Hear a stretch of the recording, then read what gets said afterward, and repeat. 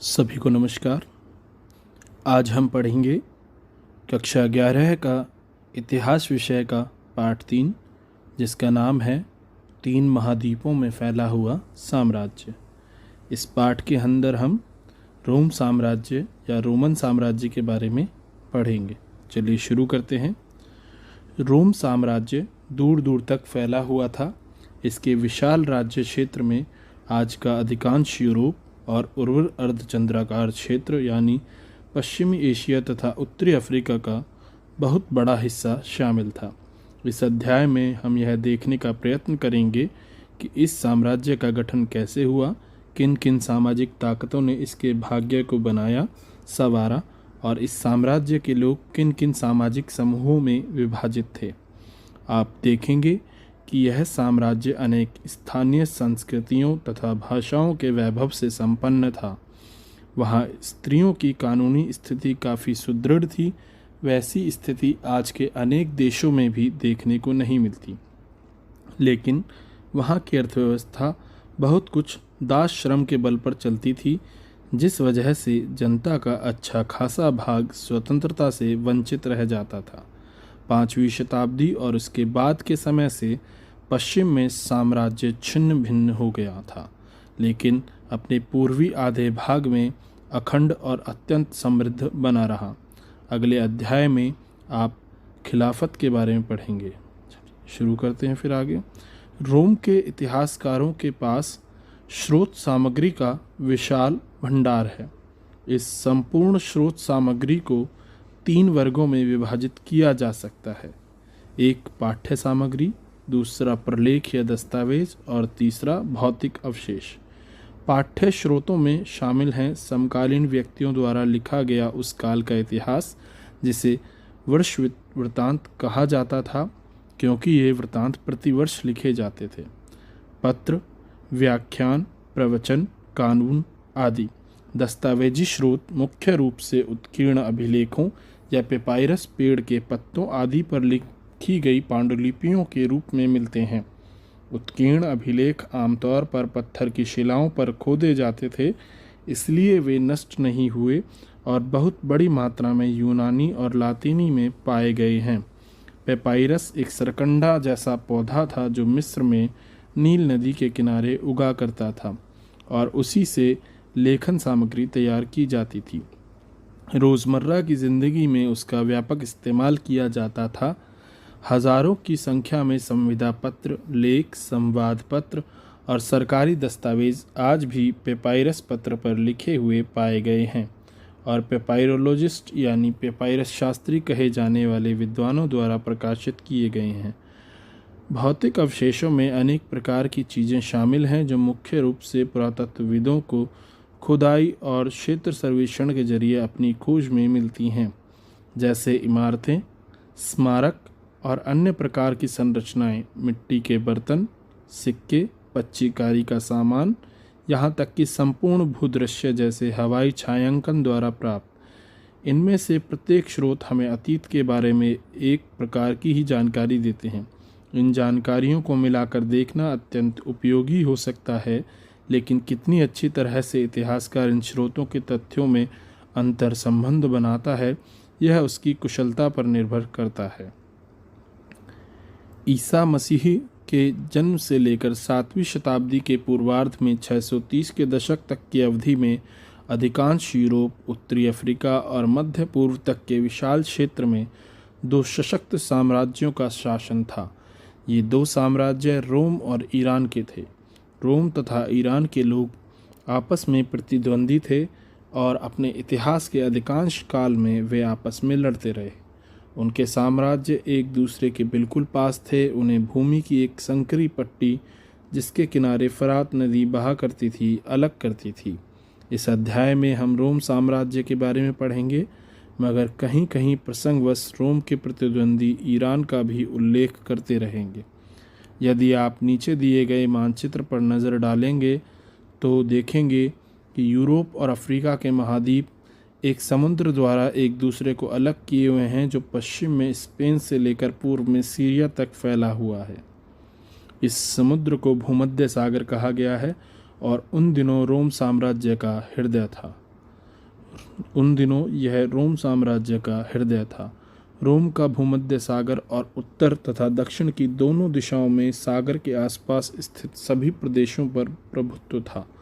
उत्तर में साम्राज्य की सीमा का निर्धारण दो महान नदियों राइन और डैन्यूब से होता था और दक्षिणी सीमा सहारा नामक अति विस्तृत रेगिस्तान से बनती थी। इस प्रकार इस अत्यंत विस्तृत क्षेत्र में रोम साम्राज्य फैला हुआ था।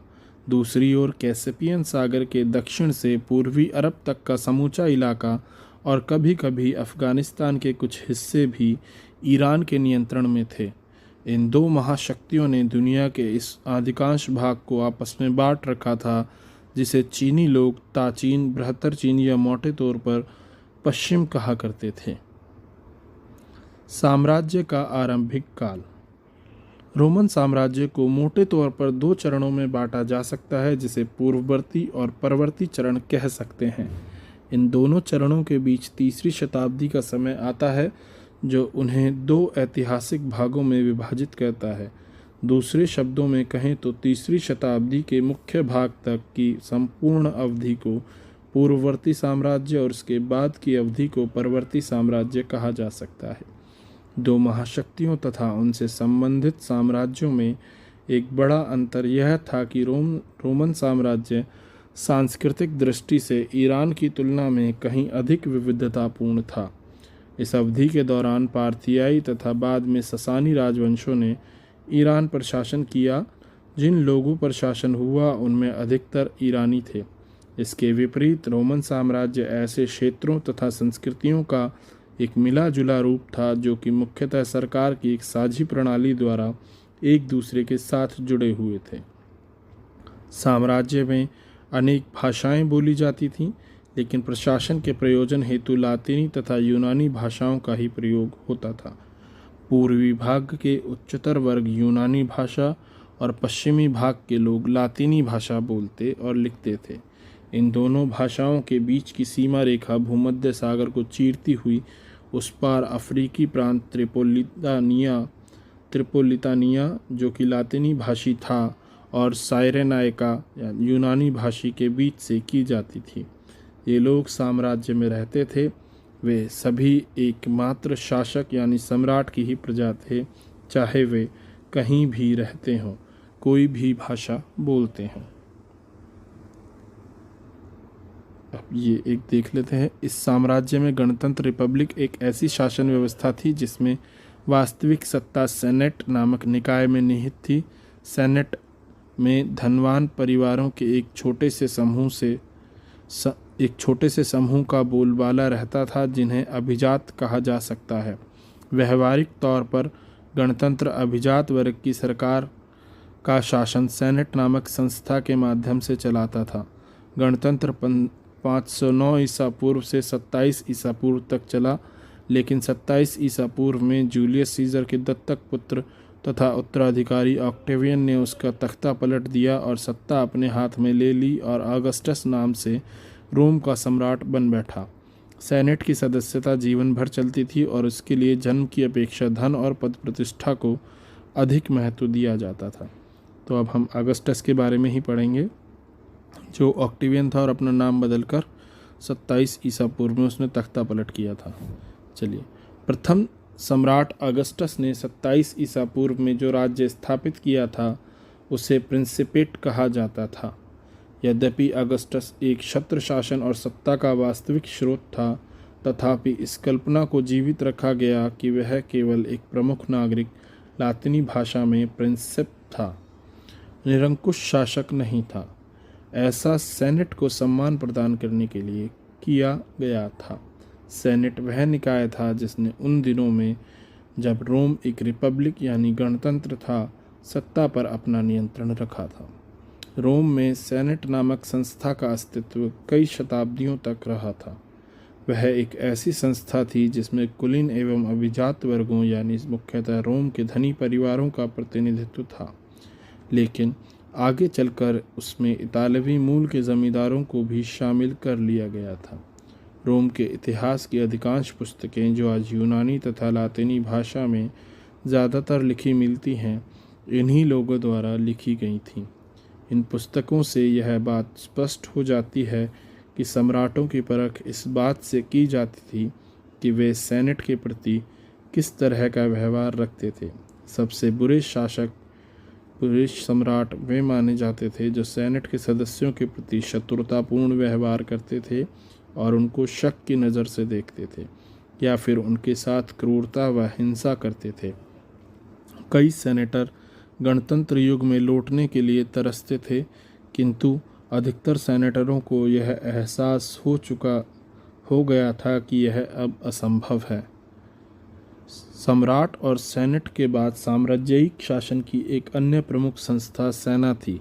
फारस के साम्राज्य में तो बलात भर्ती वाली सेना थी। बलात भर्ती यानी जिसमें अनिवार्य रूप से ज़बरदस्ती से सैनिक सेवा करनी ही पड़ती है, ठीक है।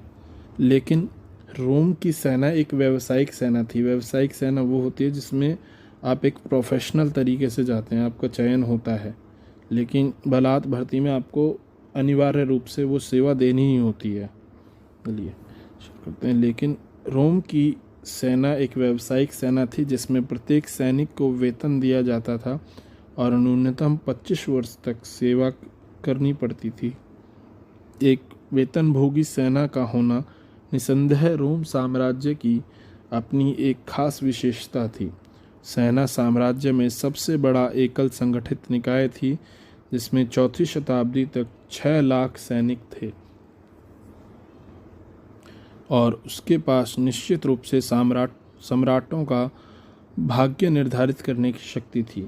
सैनिक बेहतर वेतन और सेवा शर्तों के लिए लगातार आंदोलन करते रहते थे। यदि सैनिक अपने सेनापतियों और यहाँ तक कि सम्राट द्वारा निराश महसूस करते थे तो ये आंदोलन प्राय सैनिक विद्रोह का रूप ले लेते थे।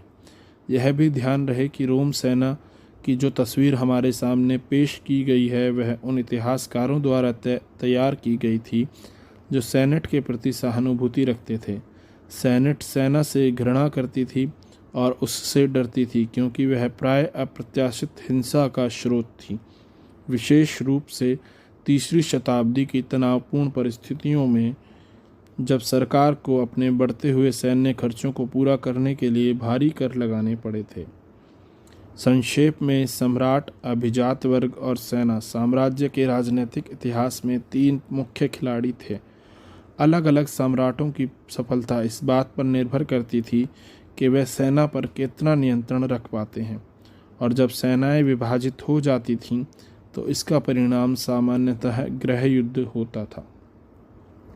एक ऐसे वर्ष 69 ईस्वी को छोड़कर जब एक के बाद एक कुल मिलाकर 4 सम्राट गद्दी पर बैठे, पहली 2 शताब्दियों में कोई गृह युद्ध नहीं हुआ और अपेक्षाकृत शांति बनी रही। सिंहासन यथासंभव पारिवारिक वंशक्रम पर आधारित था। पिता का राज्य पुत्र को मिलता था, चाहे यह नैसर्गिक हो अथवा ग्रहण किया हुआ, उत्तराधिकारी दत्तक, और सेना भी इस सिद्धांत को पूरी तरह से मानती थी।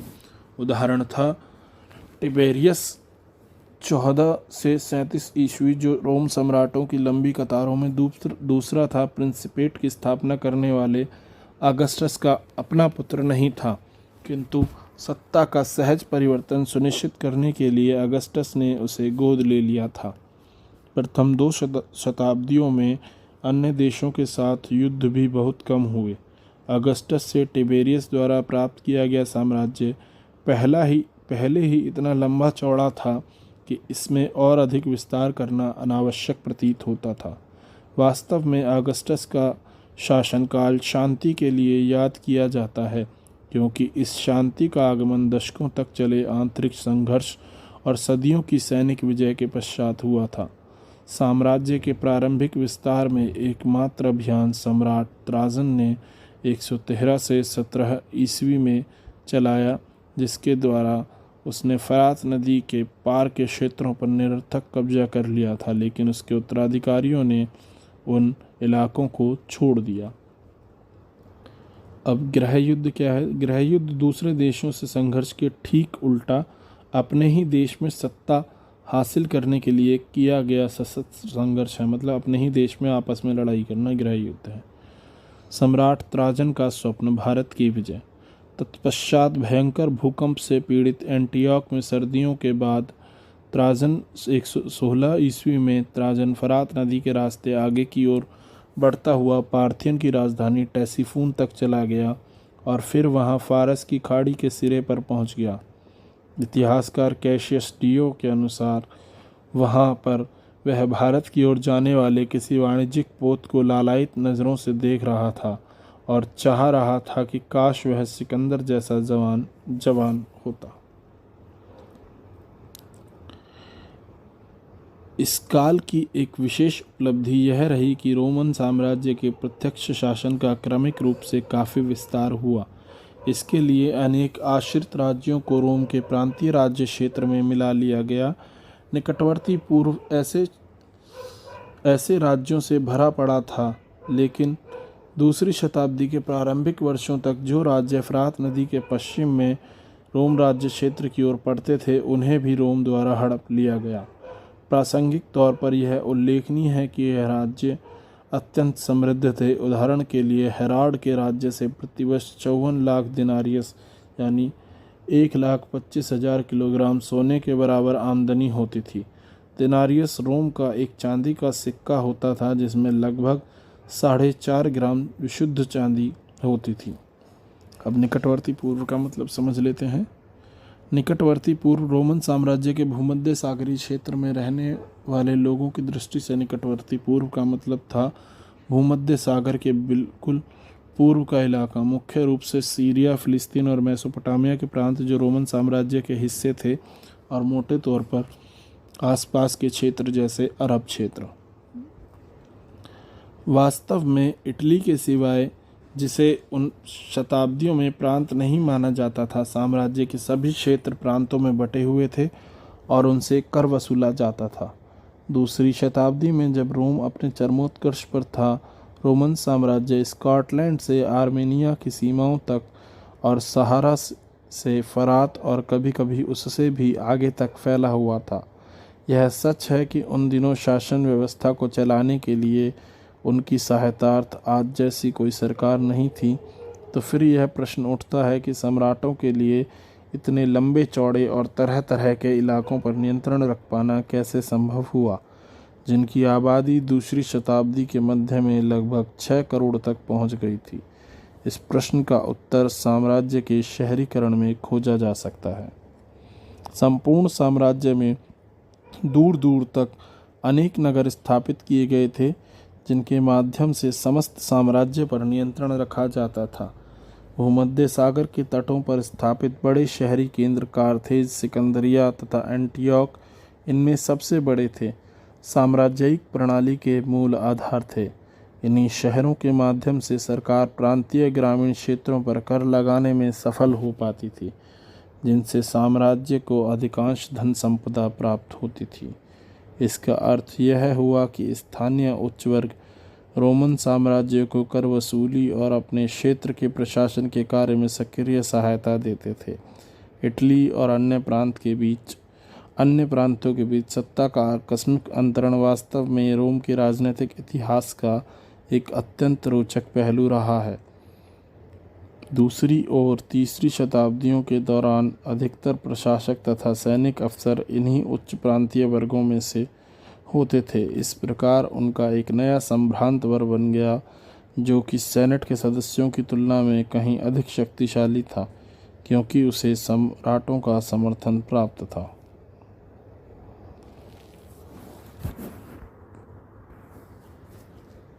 जैसे जैसे यह नया समूह उभर कर सामने आया, सम्राट गैलिनस ने सेनेटरों को सैनिक कमान से हटाकर इस नए वर्ग के उदय को सुदृढ़ बना दिया। ऐसा कहा जाता है कि गैलिनस ने सेनेटरों को सेना में सेवा करने अथवा इस तक पहुंच रखने पर पाबंदी लगा दी थी, ताकि साम्राज्य का नियंत्रण उनके हाथों में न जाने पाए। संक्षेप में, पहली शताब्दी के बाद वाले वर्षों और दूसरी शताब्दी के दौरान तथा तीसरी शताब्दी के प्रारंभिक वर्षों में सेना तथा प्रशासन में अधिकाधिक लोग प्रांतों से लिए जाने लगे, क्योंकि इन क्षेत्रों के लोगों को भी नागरिकता मिल चुकी थी, जो पहले इटली तक ही सीमित थी। सेनेट पर कम से कम तीसरी शताब्दी तक इतालवी मूल के लोगों का प्रभुत्व बना रहा, लेकिन बाद में प्रांतों से लिए गए सेनेटर बहुसंख्यक हो गए। इन प्रवृत्तियों से यह पता चलता है कि साम्राज्य में राजनीतिक तथा आर्थिक दोनों ही दृष्टियों से इटली का पतन हो चला था और भूमध्य सागर के अपेक्षाकृत अधिक समृद्ध और शहरीकृत भागों जैसे स्पेन के दक्षिणी हिस्सों, अफ्रीकी और पूर्वी भागों में नए संभ्रांत वर्गों का उदय हो रहा था। रोम के संदर्भ में नगर एक ऐसा शहरी केंद्र था जिसके अपने दंडनायक, मजिस्ट्रेट, नगर परिषद, सिटी काउंसिल और अपना एक सुनिश्चित राज्य क्षेत्र था जिसमें उसके अधिकार क्षेत्र में आने वाले कई ग्राम शामिल थे। इस प्रकार किसी भी शहर के अधिकार क्षेत्र में कोई दूसरा शहर नहीं हो सकता था, किंतु उसके तहत कई गांव लगभग हमेशा ही होते थे। आमतौर पर शाही अनुकंपा अथवा नाराजगी के कारण गांवों का दर्जा बढ़ाकर उन्हें शहरों का दर्जा और शहरों को गांवों का दर्जा दिया जा सकता था। किसी शहर में रहने का लाभ यही था कि खाने की कमी और अकाल के दिनों में भी इसमें ग्रामीण इलाकों की तुलना में बेहतर सुविधाएं प्राप्त होने की संभावना रहती थी। एक बार ये पढ़ लेते हैं, ये हमने पढ़ लिया था। ये स्थानीय राज्य थे जो रोम के आश्रित थे। रोम को भरोसा था कि ये शासक अपनी सेनाओं का प्रयोग रोम के समर्थन में करेंगे और बदले में रोम ने उनका अलग अस्तित्व स्वीकार कर लिया था। तो ये जो निकटवर्ती राज्य, आश्रित राज्य जो हैं, यही सब बताए हैं। हेरोड है, ये एंटियोक है, ठीक है, ये सब, ये कार्थेज, सिकंदरिया और एंटियोक। चलिए शुरू करते हैं आगे। डॉक्टर गैलिन के अनुसार रोमन शहरों का ग्रामीण क्षेत्रों के साथ बर्ताव कई प्रांतों में लगातार कई वर्षों से पड़ रहे अकाल ने साधारण से साधारण बुद्धि वाले आदमी को भी यह बता दिया कि लोगों में कुपोषण के कारण बीमारियां हो रही हैं। शहर में रहने वाले लोगों का फसल कटाई के शीघ्र बाद अगले पूरे वर्ष के लिए पर्याप्त मात्रा में खाद्यान्न अपने भंडारों में भर लेना एक रिवाज था। सारा गेहूं, जौ, सेम तथा मसूर और दालों का काफ़ी बड़ा हिस्सा शहरियों द्वारा ले जाने के बाद भी कई प्रकार की दालें किसानों के लिए बची रह गई थीं। सर्दियों के लिए जो कुछ भी बचा था उसे खा पीकर ख़त्म कर देने के पश्चात देहाती लोगों को बसंत ऋतु में अस्वास्थ्यकर खाद्यों पर निर्भर रहना पड़ता था। उन्होंने पेड़ों की टहनियाँ, छालें, जड़ें, झाड़ियाँ, अखाद्य पेड़ पौधे और पत्ते खाकर किसी तरह अपने प्राणों को बचाए रखा। सार्वजनिक स्नान गृह रोम के शहरी जीवन की एक खास विशेषता थी। जब एक ईरानी शासक ने ऐसे स्नान गृह को ईरान में शुरू करने का प्रयत्न किया तो उसे वहाँ के पुरोहित वर्ग के क्रोध का सामना करना पड़ा। जल एक पवित्र वस्तु थी और सार्वजनिक स्नान में उन्हें जल का अपवित्रीकरण दिखता था। शहरी लोगों को उच्च स्तर के मनोरंजन उपलब्ध थे। उदाहरणतः एक कैलेंडर से हमें यह पता चलता है कि एक वर्ष में कम से कम 176 दिन वहाँ कोई ना कोई मनोरंजक कार्यक्रम या प्रदर्शन अवश्य होता था। तीसरी शताब्दी का संकट। यदि पहली और दूसरी शताब्दियाँ कुल मिलाकर शांति, समृद्धि और आर्थिक विस्तार की प्रतीक थीं, तो तीसरी शताब्दी आंतरिक तनाव के पहले बड़े संकेत लेकर सामने आई। 230 के दशक से साम्राज्य ने स्वयं को कई मोर्चों पर जूझता पाया। ईरान में 225 ईस्वी में अपेक्षाकृत एक अधिक आक्रामक वंश उभरकर सामने आया। इस वंश के लोग स्वयं को ससानी कहते थे और केवल 15 वर्षों के भीतर यह तेजी से फरात की दिशा में फैल गया। 3 भाषाओं में खुदे एक प्रसिद्ध शिलालेख में ईरान के शासक शाहपुर प्रथम ने दावा किया था कि उसने 60,000 रोमन सेना का सफाया कर दिया है और रोम साम्राज्य की पूर्वी राजधानी एंटियोक पर कब्जा भी कर लिया है। इस बीच कई जर्मन मूल की जनजातियों अथवा राज्य समूहों, जिनमें से प्रमुख एल्लामन्नी, फ्रैंक और गोथ थे, ने राइन तथा डैन्यूब नदी की सीमाओं की ओर बढ़ना शुरू कर दिया और 233 से 80 तक की समूची अवधि में इन प्रांतों की पूरी सीमा पर बार बार आक्रमण हुए, जो काला सागर से लेकर अल्पास और दक्षिणी जर्मनी तक फैले हुए थे। रोमवासियों को डैन्यूब से आगे का क्षेत्र छोड़ने के लिए मजबूर होना पड़ा, जबकि इस काल के सम्राट उन लोगों के विरुद्ध लगातार युद्ध करते रहे जिन्हें रोमवासी विदेशी बर्बर बारबेरियन कहा करते थे। तीसरी शताब्दी में थोड़े थोड़े अंतर से अनेक सम्राट 47 वर्षों में 25 सम्राट सत्तासीन हुए, जो इस तथ्य का स्पष्ट सूचक है कि इस अवधि में साम्राज्य को बेहद तनाव की स्थिति से गुजरना पड़ा। लिंग, साक्षरता और संस्कृति। रोमन समाज की अपेक्षाकृत अधिक आधुनिक विशेषताओं में से एक विशेषता यह थी कि उन दिनों एकल परिवार का व्यापक रूप से चलन था। वयस्क पुत्र अपने पिता के परिवारों के साथ नहीं रहते थे और वयस्क भाई बहुत कम साझे परिवार में रहते थे। दूसरी ओर दासों को परिवार में सम्मिलित किया जाता था, क्योंकि रोमवासियों के लिए परिवार की यही अवधारणा थी। सामान्यतः गणतंत्र के परिवर्ती काल प्रथम शती ईसा पूर्व तक विवाह का रूप ऐसा था कि पत्नी अपने पति को अपनी संपत्ति हस्तांतरित नहीं किया करती थी, किंतु अपने पैतृक परिवार में वह अपने पूरे अधिकार बनाए रखती थी।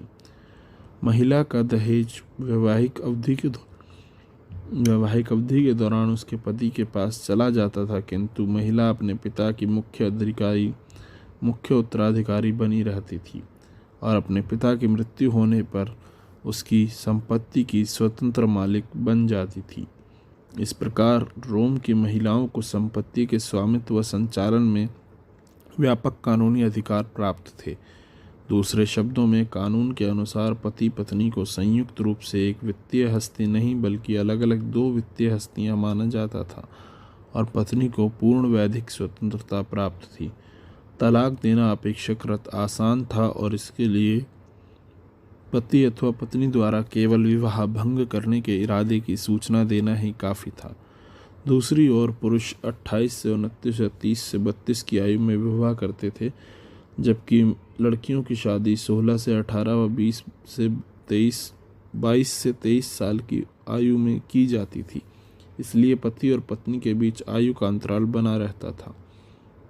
इससे असमानता को कुछ बढ़ावा मिला होगा। विवाह आमतौर पर परिवार द्वारा नियोजित होते थे और इनमें कोई संदेह नहीं कि महिलाओं पर उनके पति अक्सर हावी रहते थे। महान कैथोलिक बिशप अगस्टिन, जिन्होंने अपना अधिकांश जीवन उत्तरी अफ्रीका में बिताया था, ने लिखा है कि उनकी माता की उनके पिता द्वारा नियमित रूप से पिटाई की जाती थी और जिस छोटे से नगर में वे बड़े हुए, वहाँ की अधिकतर पत्नियाँ इसी तरह की पिटाई से अपने शरीर पर लगी खरोंचें दिखाती रहती थीं। अतः पिताओं का अपने बच्चों पर अत्यधिक कानूनी नियंत्रण होता था, कभी कभी तो दिल दहलाने वाली सीमा तक। उदाहरणतः अवांछित बच्चों के मामले में उन्हें जिंदा रखने या मार डालने तक का कानूनी अधिकार प्राप्त था। ऐसी जानकारी मिलती है कि कभी कभी पिता शिशुओं को मारने के लिए उन्हें ठंड में छोड़ देते थे। ये अगस्टिन का पढ़ देते हैं। सेंट अगस्टिन 354 से 430 ईस्वी तक 396 से उत्तरी अफ्रीका के हिप्पो नामक नगर के बिशप थे। चर्च के बौद्धिक इतिहास में उनका उच्चतम स्थान था। बिशप लोग ईसाई समुदाय में अत्यंत महत्वपूर्ण व्यक्ति माने जाते थे और अक्सर वे बहुत शक्तिशाली होते थे। साक्षरता की क्या स्थिति थी? यह निश्चित है कि काम चलाऊ साक्षरता की दरें साम्राज्य के विभिन्न भागों में काफ़ी अलग अलग थीं। साक्षरता मतलब पढ़ने और लिखने का दैनिक प्रयोग प्राय छोटे मोटे संदर्भों में। उदाहरणतः पोम्पेई नगर में जो 79 ईस्वी में ज्वालामुखी फटने से दफन हो गया था, इस बात का ठोस प्रमाण मिलता है कि वहाँ काम चलाऊ साक्षरता व्यापक रूप से विद्यमान थी। पोम्पेई की मुख्य गलियों की दीवारों पर अंकित विज्ञापन और समूचे शहर में अभिलेखण पाए गए हैं।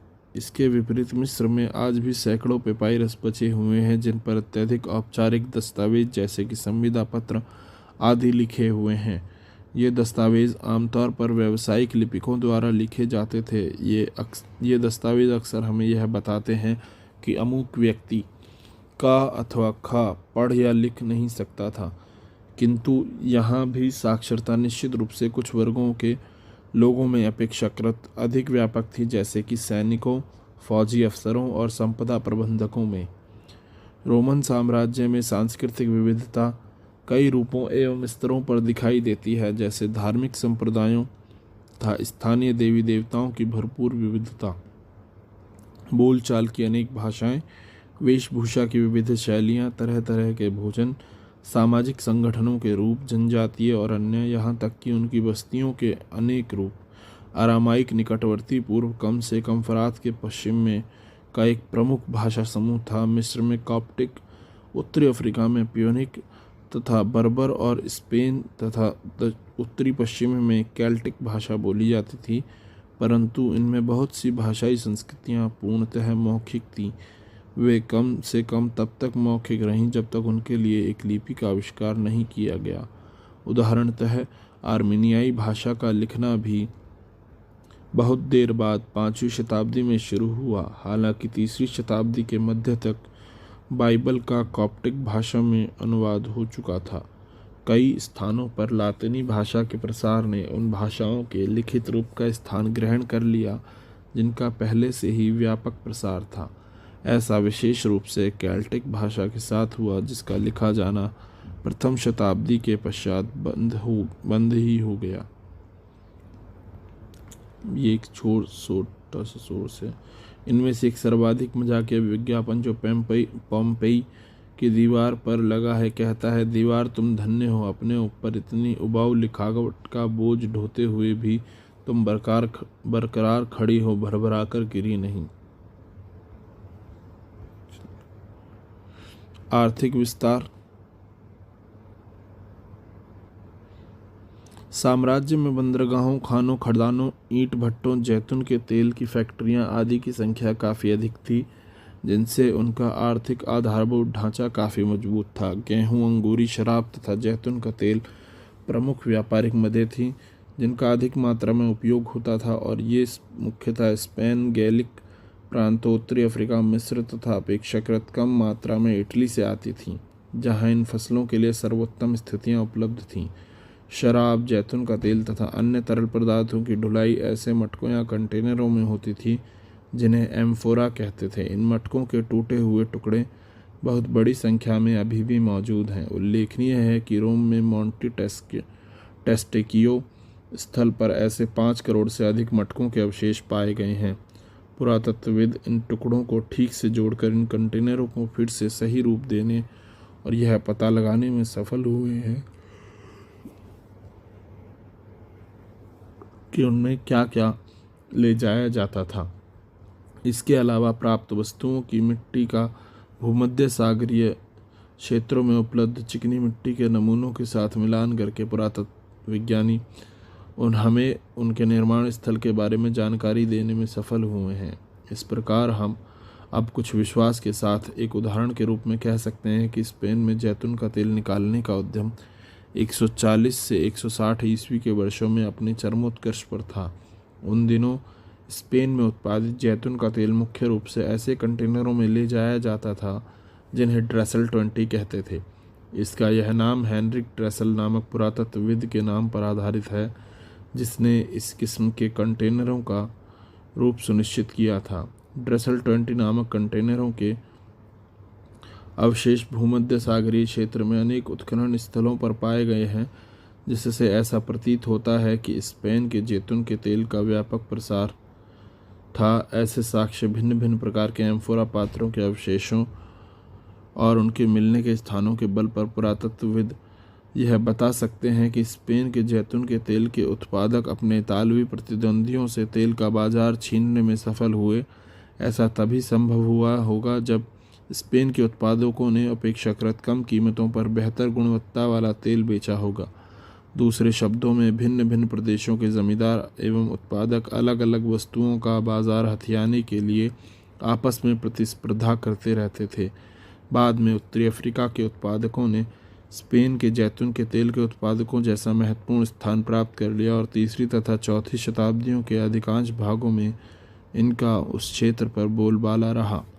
फिर 425 ईस्वी के बाद पूर्व ने उत्तरी अफ्रीका के प्रभुत्व को तोड़ दिया। परवर्ती 5वीं शताब्दी और 6ठी शताब्दी में एगियन, दक्षिणी एशिया माइनर, तुर्की, सीरिया और फिलिस्तीन व्यापारी अंगूरी शराब तथा जैतून के तेल के प्रमुख निर्यातक बन गए, जबकि भूमध्य सागर के बाजारों में अफ्रीका से आने वाले कंटेनरों में अचानक कमी हो गई। इन प्रमुख गतिविधियों के साथ साथ अलग अलग प्रदेशों की समृद्धि, उनकी वस्तु की गुणवत्ता और उनके उत्पादन तथा परिवहन की क्षमता के अनुसार अधिक या कम होती गई।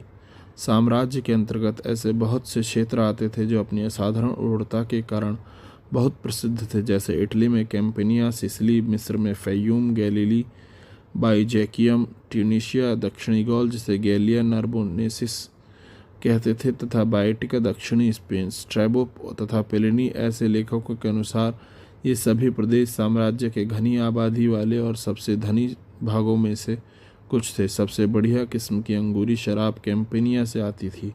सिसिली और बाइजैकियम रोम को भारी मात्रा में गेहूं का निर्यात करते थे। गैलीली में गहन खेती की जाती थी। इतिहासकार जोसिफस ने लिखा है, प्रदेशवासियों ने ज़मीन के एक एक इंच टुकड़े पर खेती कर रखी है। और स्पेन का जैतून का तेल स्पेन के दक्षिण में गुआडलक्विविर नदी के किनारों के साथ साथ बसी अनेक जमींदारियों यानी फंडी से आता था।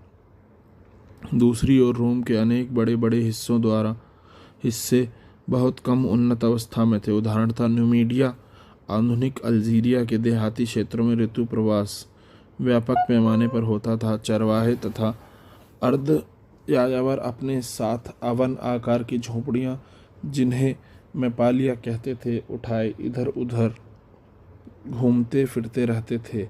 लेकिन जब उत्तरी अफ्रीका में रोमन जागीरों का विस्तार हुआ तो वहाँ चारागाहों की संख्या में भारी कमी आई और खानाबदोश चारागाहों की आवाजाही पहले से अधिक नियंत्रित हो गई। स्पेन में भी उत्तरी क्षेत्र बहुत कम विकसित था और इसमें अधिकतर केल्टिक भाषी किसानों की आबादी थी जो पहाड़ियों की चोटी पर बसे गांवों में रहते थे। इन गांवों को कैस्टेला कहा जाता था। जब हम रोम साम्राज्य के बारे में सोचने समझने का प्रयास करें तो हमें इन समानताओं को कभी नहीं भूलना चाहिए। हमें यह भी ध्यान देना चाहिए कि हम यह न मान बैठें कि ये एक प्राचीन दुनिया थी, इसलिए उस समय के लोगों का सांस्कृतिक तथा आर्थिक जीवन आदिम या पिछड़ा हुआ था। लेकिन स्थिति इसके कुछ विपरीत थी। भूमध्य सागर के आसपास पानी की शक्ति का तरह तरह से इस्तेमाल किया जाता था। इस काल में जल शक्ति से मिले मीलें चलाने की प्रौद्योगिकी में खासी प्रगति हुई। स्पेन की सोने और चांदी की खदानों में जल शक्ति से खुदाई की जाती थी और पहली तथा दूसरी शताब्दियों में बड़े भारी औद्योगिक पैमाने पर इन खानों से खनिज निकाले जाते थे। उस समय उत्पादकता का स्तर इतना ऊंचा था कि 19वीं शताब्दी तक यानी कि लगभग 1700 वर्ष तक बाद भी ऐसे उत्पादन के स्तर देखने को नहीं मिलते। उस समय सुगठित वाणिज्यिक और बैंकिंग व्यवस्था थी और धन का व्यापक रूप से प्रयोग होता था। इन सभी बातों से यह संकेत मिलता है कि हम में रोम की समुन्नत अर्थव्यवस्था को कम आंकने की प्रवृत्ति कितनी अधिक है। अब दास प्रथा और श्रम संबंधी मुद्दों पर भी विचार कर लेना प्रासंगिक होगा। श्रमिकों पर नियंत्रण। भूमध्य सागर और निकटवर्ती पूर्व पश्चिमी एशिया दोनों ही क्षेत्रों में दासता की जड़ें बहुत गहरी थीं और चौथी शताब्दी में ईसाई धर्म ने राज्य धर्म बनने के बाद भी इस गुलामी की प्रथा को कोई गंभीर चुनौती नहीं दी। इसका अर्थ यह नहीं है कि रोम की अर्थव्यवस्था में अधिकांश श्रम दासों द्वारा ही किया जाता था। यद्यपि यह बात गणतंत्रीय काल में इटली के मामले में सही हो सकती है, जहां अगस्टस के शासनकाल में इटली के कुल 75 लाख की आबादी में 30 लाख दास थे, किंतु समग्र साम्राज्य में ऐसी स्थिति नहीं थी। उन दिनों दासों को पूंजी निवेश की दृष्टि से देखा जाता था। कम से कम रोम के एक लेखक ने तो जमींदारों को ऐसे संदर्भ में उन गुलामों का इस्तेमाल न करने की सलाह दी है जहां फसल की कटाई के लिए उनकी बहुत बड़ी संख्या में आवश्यकता हो, अथवा जहां स्वास्थ्य को मलेरिया जैसी बीमारियों से नुकसान पहुंच सकता हो। ऐसे विचार दासों के प्रति सहानुभूति पर नहीं बल्कि हिसाब किताब पर आधारित थे। एक और जहां उच्च वर्ग के लोग दासों के प्रति प्राय क्रूरतापूर्ण व्यवहार करते थे, वहीं दूसरी ओर साधारण लोग उनके प्रति कहीं अधिक सहानुभूति रख सकते थे। नीरो के शासनकाल में घटी एक प्रसिद्ध घटना के बारे में देखिए इतिहासकार क्या कहता है। घटना के बारे में देख लेते हैं। दासों के प्रति व्यवहार। कुछ ही समय बाद शहर के शासक ल्यूसियस पेडनियस सेकेंडस का उसके एक दास ने कत्ल कर दिया। कत्ल के पश्चात पुराने रिवाज के अनुसार यह आवश्यक था कि एक ही छत के नीचे रहने वाले प्रत्येक दास को फांसी दे दी जाए, परंतु बहुत से निर्दोष लोगों को बचाने के लिए भीड़ एकत्र हो गई और दंगे शुरू हो गए। सेनेट भवन को घेर लिया गया। हालांकि सेनेट भवन में अत्यधिक कठोरता का विरोध किया जा रहा था, परंतु अधिकांश सदस्यों ने परिवर्तन किए जाने का विरोध किया। जो सेनेटर फांसी देने के पक्ष में थे उनकी बात मानी गई, परंतु पत्थर और जलती हुई मशालें लिए भारी भीड़ ने इस आदेश को कार्यान्वित किए जाने से रोका। नीरो ने अभिलेख द्वारा इन लोगों को फटकार लगाई। उन सारे मार्गों पर सेना लगा दी गई जहां सैनिकों के साथ दोषियों को फांसी पर चढ़ाने के लिए ले जाया जा रहा था। अगला, जब पहली शताब्दी में शांति स्थापित होने के बाद लड़ाई झगड़े कम हो गए तो दासों की आपूर्ति में कमी आने लगी और दास श्रम का प्रयोग करने वालों को दास प्रजनन अथवा वेतनभोगी मजदूरों जैसे विकल्पों का सहारा लेना पड़ा। वेतनभोगी मजदूर सस्ते तो पड़ते ही थे, उन्हें आसानी से छोड़ा और रखा जा सकता था। वास्तव में रोम में सरकारी निर्माण कार्यों पर स्पष्ट रूप से मुक्त श्रमिकों का व्यापक प्रयोग किया जाता था, क्योंकि दास श्रम का बहुतायत प्रयोग बहुत महंगा पड़ता था। भाड़े के मजदूरों के विपरीत गुलाम श्रमिकों को वर्ष भर रखने के लिए भोजन देना पड़ता था और उनके अन्य खर्चे भी उठाने पड़ते थे, जिससे इन गुलाम श्रमिकों को रखने की लागत बढ़ जाती थी। इसलिए संभवतः बाद की अवधि में कृषि क्षेत्र में अधिक संख्या में गुलाम मजदूर नहीं रहे। कम से कम पूर्वी प्रदेशों में तो ऐसा ही हुआ। दूसरी ओर इन दासों और मुक्त व्यक्तियों जैसे अर्थात ऐसे दास जिन्हें उनके मालिकों ने मुक्त कर दिया था को व्यापार प्रबंधकों के रूप में व्यापक रूप से नियुक्त किया जाने लगा। यहाँ स्पष्टतः उनकी अधिक संख्या में आवश्यकता नहीं थी। मालिक अक्सर अपने गुलामों अथवा मुक्त किए हुए गुलामों को अपनी ओर से व्यापार चलाने के लिए पूंजी यहाँ तक कि पूरा का पूरा कारोबार सौंप देते थे। रोमन कृषि विषयक लेखकों ने श्रम प्रबंधन की ओर ध्यान दिया। दक्षिणी स्पेन से आए पहली शताब्दी के लेखक कोल्लू मेल्ला ने सिफारिश की थी कि जमींदारों को अपनी ज़रूरत से दुगनी संख्या में उपकरणों तथा औजारों का सुरक्षित भंडार रखना चाहिए ताकि उत्पादन लगातार होता रहे, क्योंकि दास संबंधी श्रम समय की हानि ऐसी मर्दों की लागत से अधिक बैठती है। नियोक्ता की यह आम धारणा थी कि निरीक्षण यानी देखभाल के बिना कभी भी कोई काम ठीक से नहीं करवाया जा सकता। इसलिए मुक्त तथा दास दोनों प्रकार के श्रमिकों के लिए निरीक्षण सबसे महत्वपूर्ण पहलू था। निरीक्षण को सरल बनाने के लिए कामगारों को कभी कभी छोटे दलों में विभाजित कर दिया जाता था। कोल्लू मेला ने 10-10 श्रमिकों के समूह बनाने की सिफारिश की थी और यह दावा किया कि इन छोटे समूहों में यह बताना अपेक्षाकृत आसान होता है कि उनमें से कौन काम कर रहा है और कौन काम चोरी। इससे यह पता चलता है कि उन दिनों श्रम प्रबंधन पर विस्तार से विचार किया जाता था। वरिष्ठ प्लिनी, एक प्रसिद्ध प्रकृति विज्ञान के लेखक, ने दास समूहों के प्रयोग की यह कहकर निंदा की है कि यह उत्पादन आयोजित करने का सबसे खराब तरीका है, क्योंकि इस प्रकार अलग अलग समूह में काम करने वाले दासों को आमतौर पर पैरों में जंजीर डालकर एक साथ रखा जाता था। ऐसे तरीके कठोर और क्रूर प्रतीत होते हैं, लेकिन हमें यह याद रखना चाहिए कि आज विश्व के अधिकांश फैक्ट्रियां श्रम नियंत्रण के कुछ ऐसे ही सिद्धांत लागू करती है। वास्तव में रोमन साम्राज्य में कुछ औद्योगिक प्रतिष्ठानों ने तो इससे भी अधिक कड़े नियंत्रण लागू कर रखे थे। वरिष्ठ प्लिनी ने सिकंदरिया की फ्रैंकिनसेंस यानी सुगंधित राल की फैक्ट्रियों के हालात का वर्णन किया है, जहां उनके अनुसार कितना ही कड़ा निरीक्षण रखो पर्याप्त नहीं होता था।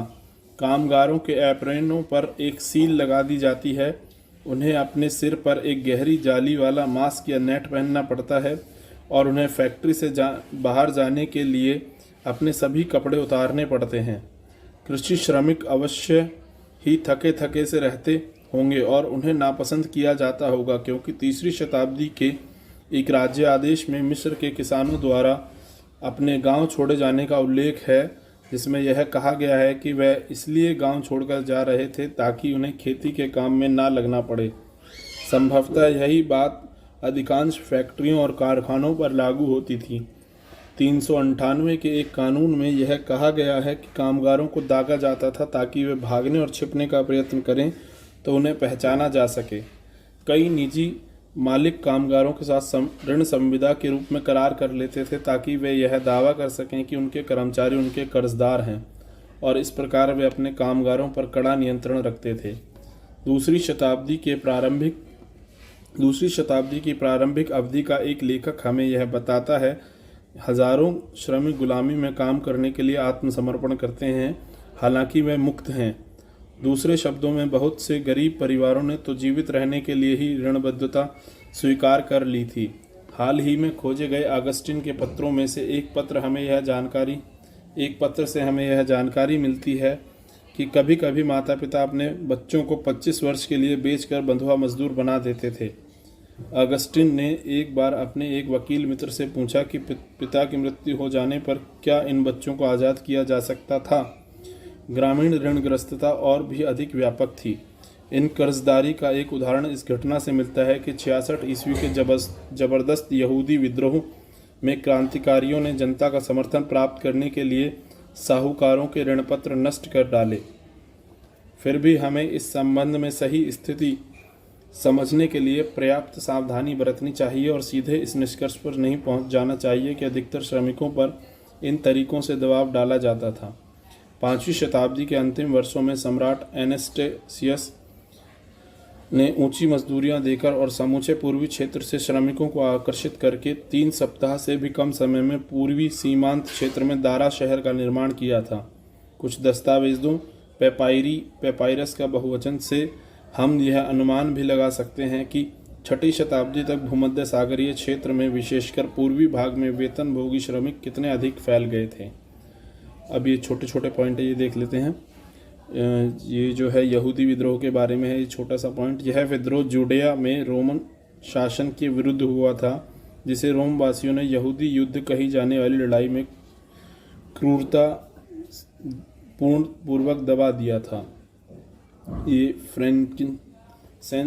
फ्रैंकिनसेंस यह एक यूरोपीय नाम था जो वास्तव में सुगंधित राल है। इसका प्रयोग धूप, अगरबत्ती और इत्र बनाने के लिए किया जाता था। इसे बोसवेलिया के पेड़ से प्राप्त किया जाता था।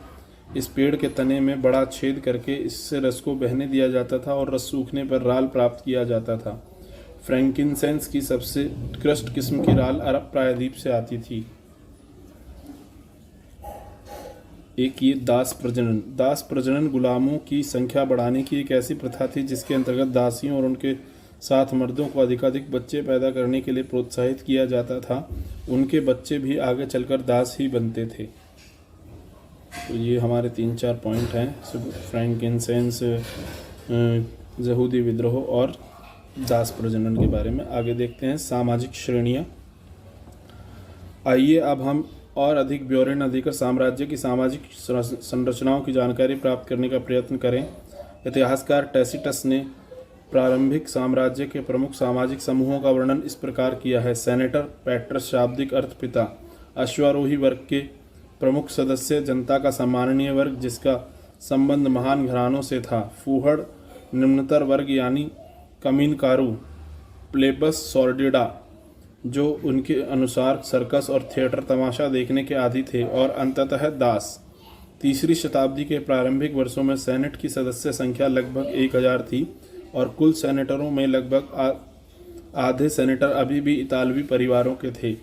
साम्राज्य के परवर्ती काल में जो चौथी शताब्दी के प्रारंभिक भाग में कॉन्स्टेंटाइन प्रथम के शासनकाल से आरंभ हुआ, टैसीटस द्वारा उल्लेखित पहले दो समूह सेनेटर और नाइट या अश्वारोही एकीकृत होकर एक विस्तृत अभिजात वर्ग बन चुके थे और इनके कुल परिवारों में से कम आधे परिवार अफ्रीकी अथवा पूर्वी मूल के थे। यह परवर्ती रोमन अभिजात वर्ग अत्यधिक धनवान था, किंतु कई तरीकों से यह विशुद्ध सैनिक संभ्रांत वर्ग से कम शक्तिशाली था, जिसकी पृष्ठभूमि अधिकतर अभिजात वर्गीय नहीं थी। मध्यम वर्गों में अब नौकरशाही और सेना की सेवा से जुड़े आम लोग शामिल थे, किंतु इसमें अपेक्षाकृत अधिक समृद्ध सौदागर और किसान भी शामिल थे, जिनमें बहुत से लोग पूर्वी प्रांतों के निवासी थे। टैसीटस ने सम्माननीय मध्यम वर्ग का महान सीनेट ग्रहों के आश्रितों के रूप में वर्णन किया है। मुख्य रूप से सरकारी सेवा और राज्य पर निर्भरता ही इन मध्यम वर्गीय परिवारों का भरण पोषण करती थी। उनसे नीचे भारी संख्या में निम्नतर वर्गों का एक विशाल समूह था, जिन्हें सामूहिक रूप से ह्यूमिलियोरियस यानी निम्नतर वर्ग कहा जाता था। इनमें ग्रामीण श्रमिक शामिल थे, जिनमें बहुत से लोग स्थायी रूप से बड़ी जागीरों में नियोजित थे। औद्योगिक और खनन प्रतिष्ठानों के कामगार, प्रवासी कामगार जो अनाज तथा जैतून की फसल कटाई और निर्माण उद्योग के लिए अधिकांश श्रम की पूर्ति करते थे। स्वनियोजित शिल्पकार, जो ऐसा बताया जाता था कि मजदूरी पाने वाले श्रमिकों की तुलना में बेहतर खाते पीते थे। बहुत बड़ी संख्या में कभी कभी काम करने वाले श्रमिक, विशेषकर बड़े शहरों में, और वस्तुतः हजारों गुलाम जो विशेष रूप से पूरे पश्चिम साम्राज्य में पाए जाते थे। 5वीं शताब्दी के प्रारंभिक काल के एक इतिहासकार ओलिपियोडोरस ने, जो एक राजदूत भी था, लिखा है कि रोम नगर में रहने वाले कुलीन परिवारों को उनकी संपदाओं से वार्षिक आय 4000 पाउंड सोने के बराबर होती थी। इसमें वह उपज शामिल नहीं थे जिसका उपभोग वे सीधे कर लेते थे। परवर्ती साम्राज्य में प्रथम 3 शताब्दियों से प्रचलित चांदी आधारित मौद्रिक प्रणाली समाप्त हो गई, क्योंकि स्पेन की खदानों से चांदी मिलनी बंद हो गई थी और सरकार के पास चांदी की मुद्रा के प्रचलन के लिए पर्याप्त चांदी नहीं रह गई थी। कॉन्स्टेंटाइन ने सोने पर आधारित नई मौद्रिक प्रणाली स्थापित की और परवर्ती समूचे पूरा काल में इन मुद्राओं का भारी मात्रा में प्रचलन रहा। रोम साम्राज्य के परवर्ती काल में वहाँ की नौकरशाही के उच्च तथा मध्यम वर्ग अपेक्षाकृत बहुत धनी थे, क्योंकि उन्हें अपना वेतन सोने के रूप में मिलता था और वे अपनी आमदनी का बहुत बड़ा हिस्सा जमीन जैसे परिसंपत्तियां खरीदने में लगाते थे। इसके अतिरिक्त साम्राज्य में भ्रष्टाचार बहुत फैला हुआ था, विशेष रूप से न्याय प्रणाली और सैन्य आपूर्तियों के प्रशासन में। उच्च अधिकारी और गवर्नर लूट खसोट और लालच के लिए कुख्यात हो गए, लेकिन सरकार ने इस प्रकार के भ्रष्टाचार को रोकने के लिए बारंबार हस्तक्षेप किया। इस संबंध में हमें पता ही इसलिए चलता है कि सरकार द्वारा अनेक कानून बनाए गए। साथ ही इतिहासविदों तथा अन्य बुद्धिजीवियों ने ऐसे भ्रष्ट कारनामों की खुलकर निंदा की। आलोचना का यह तत्व अभिजात्य एवं श्रेण जगत की उल्लेखनीय विशेषता है। रोमन राज्य तानाशाही पर आधारित था। वहाँ असहमति आलोचना को कभी कभार ही बर्दाश्त किया जाता था। आमतौर पर सरकार विरोध का उत्तर हिंसात्मक कार्यवाही से देती थी, विशेष रूप से पूर्वी भाग के शहरों में, जहाँ लोग अक्सर निडर होकर सम्राटों का मजाक उड़ाया करते थे। तथापि 4वीं शताब्दी तक आते आते रोमन कानूनों की एक प्रबल परंपरा का उद्भव हो चुका था और उसने सर्वाधिक भयंकर सम्राटों पर भी अंकुश लगाने का काम किया था। सम्राट लोग अपनी मनमानी नहीं कर सकते थे और नागरिक अधिकारों की रक्षा के लिए कानून का सक्रिय रूप से प्रयोग किया जाता था। इसलिए 4वीं शताब्दी के अंतिम दशकों में एम्ब्रोस जैसे शक्तिशाली बिशपों के लिए यह संभव हो पाया कि यदि सम्राट आम जनता के प्रति अत्यधिक कठोर या दमनकारी हो जाएं, तो बिशप भी उतनी ही अधिक शक्ति से उनका मुकाबला करें। अब ये थेब्स का ओलिपियोडोरस। रोमन अभिजात वर्ग की आमदनियाँ 5वीं शताब्दी के प्रारंभिक दशकों में रोम के ऊंचे घरानों में से प्रत्येक के पास अपने आप में वह सब कुछ मौजूद था जो एक मध्यम आकार के शहर में हो सकता है।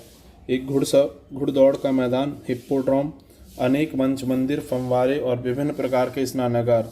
बहुत से रोमन परिवारों को अपनी संपत्ति से प्रतिवर्ष 4,000 पाउंड सोने की आय प्राप्त होती थी, जिसमें अनाज, शराब एवं अन्य उपज शामिल नहीं थी। इन उपजों को बेचने पर सोने में प्राप्त आय के 1/3 के बराबर आमदनी हो सकती थी। रोम में द्वितीय श्रेणी के परिवारों की आय 1,000 अथवा 1,500 पाउंड सोना थी। तो ये थेब्स का ओलंपिडियस है। ये अश्वारोही इक्वेट्स या नाइट वर्क परंपरागत रूप से दूसरा सबसे अधिक शक्तिशाली और धनवान समूह था। मूल रूप से वे ऐसे परिवार थे जिनकी संपत्ति उन्हें घुड़सेना में भर्ती होने की औपचारिक योग्यता प्रदान करती थी, इसलिए इन्हें इक्वाइटस कहा जाता था। सेनेटरों की तरह अधिकतर नाइट जमींदार होते थे, लेकिन सेनेटरों के विपरीत उनमें से कई लोग जहाज़ों के मालिक, व्यापारी और साहूकार यानी बैंकर भी होते थे, यानी वे व्यापारिक क्रियाकलापों में संलग्न रहते थे। अब बात करते हैं परवर्ती पुराकाल की। इस अध्याय के अंत में हम रोमन साम्राज्य की अंतिम शताब्दियों में उसके सांस्कृतिक परिवर्तनों पर दृष्टिपात करेंगे।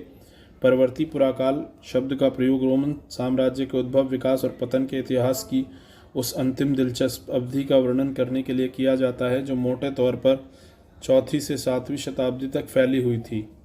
यहाँ तक कि 4वीं शताब्दी स्वयं भी अनेक सांस्कृतिक और आर्थिक हलचलों से परिपूर्ण थी।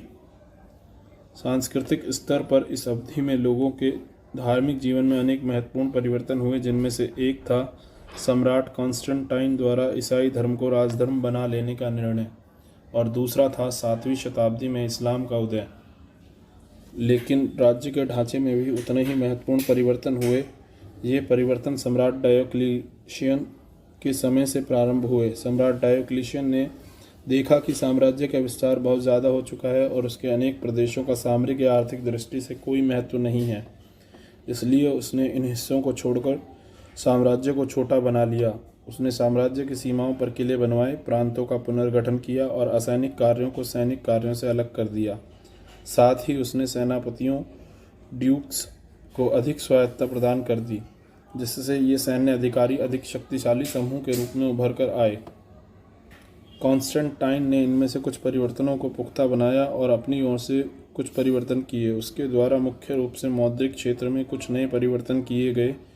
उसने सॉलिडस नाम का एक सिक्का चलाया जो 4.5 ग्राम शुद्ध सोने का बना हुआ था। यह सिक्का रोम साम्राज्य समाप्त होने के बाद भी चलता रहा। ये सॉलिडस सिक्के बहुत बड़े पैमाने पर ढाले जाते थे और लाखों करोड़ों की संख्या में चलन में थे। कॉन्स्टेंटाइन का एक नया नवाचार था एक दूसरी राजधानी कॉन्स्टेंटिनोपल का निर्माण।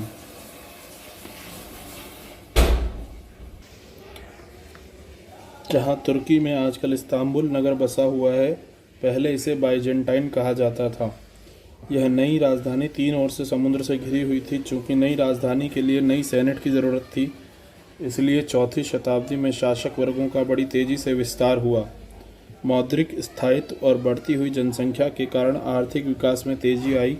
पुरातत्वीय अभिलेखों से पता चलता है कि औद्योगिक प्रतिष्ठानों सहित ग्रामीण उद्योग धंधों में व्यापार के विकास में पर्याप्त मात्रा में पूंजी लगाई गई।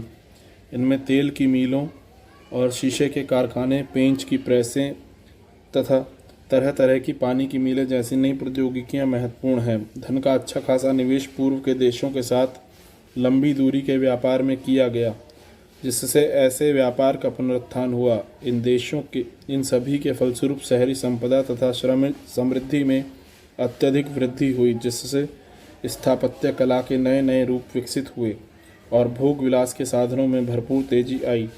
शासन करने वाले कुलीन पहले से कहीं अधिक धन संपन्न और शक्तिशाली हो गए। मिस्र में परवर्ती शताब्दियों के पेपायरस पौधे के पत्तों पर लिखे हुए सैकड़ों दस्तावेज मिले हैं, जिनसे यह पता चलता है कि तत्कालीन समाज अपेक्षाकृत अधिक खुशहाल था, जहां मुद्रा का व्यापक रूप से इस्तेमाल होता था और ग्रामीण संपदाएं भारी मात्रा में सोने के रूप में लाभ कमाती थीं।